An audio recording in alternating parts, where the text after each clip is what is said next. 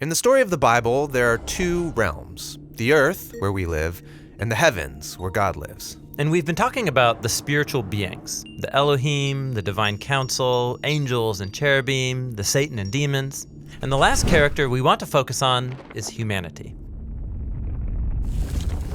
Now, humans aren't spiritual beings. In Genesis 1 and 2, they're made of the dirt, like the animals. But notice that God calls humans to become something more. He elevates them to live and rule in Eden, the place where heaven and earth are one. And they're invited to eat from the tree of life. Yeah, what does that mean, to eat of the tree of life? Well, it's an image of receiving God's own eternal life into yourself. It's about a whole new kind of existence. So wait, physical beings living forever. How could that even work? Well, somehow, sharing in God's life transforms our bodies so that we can inhabit heaven and earth at the same time. And it also transforms our imaginations so that we learn how to rule the world like God in the power of love. This is an amazing calling, but humanity is quickly deceived by a spiritual rebel.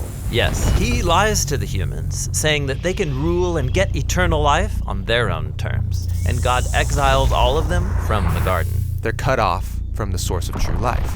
Evil and death now have power over us, and we live in a world of fear, self-preservation, and violence. But God promises that one day a human will come to defeat evil and death at their source, and to open up a new way to a reunited heaven and earth. And this promise reaches its fulfillment in Jesus. Right, when we're introduced to Jesus, he's a human, but he's also way more. Yeah, we're told that in Jesus, God and humanity have become one, so that he can restore the rest of humanity to its lost calling. And Jesus was tested by that same deceptive spiritual being, not in a garden, but out in the wilderness. Yeah, it tells Jesus the same lie. You could rule the whole world right now if you come under my authority and do things my way. But Jesus knew that that lie leads to death, so he rejected it and was victorious over the spiritual power of evil. And so then Jesus started announcing that God's heavenly rule was arriving here on earth through him. And so he went around confronting the power of death in his healings and his exorcisms. Jesus was opening the way back to eternal life, to rule with God and become new humans. Yes, he also confronted our imaginations by teaching how corrupt spiritual powers enslave whole communities with their lies.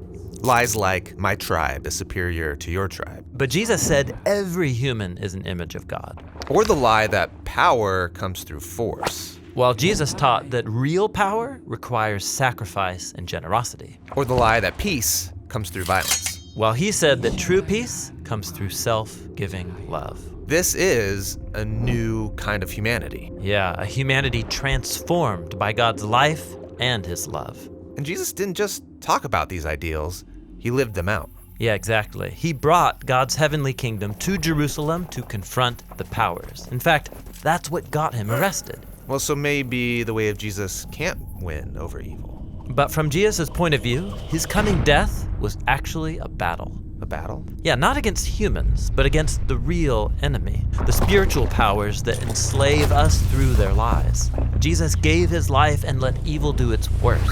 But God's love has the power to create life, even out of death. That's what happened when Jesus rose from the dead. And the risen Jesus is human, but a new kind of human. Yeah, when Jesus' followers met him alive from the dead, he had a transformed body that could live in heaven and earth at the same time. He's like a new category of human, one that can live and rule with God forever. Jesus is the new humanity that we're called to become. Right. He said that all authority in heaven and earth belongs to him, and then he sent out his followers to announce that his eternal life is available to us now, in the present.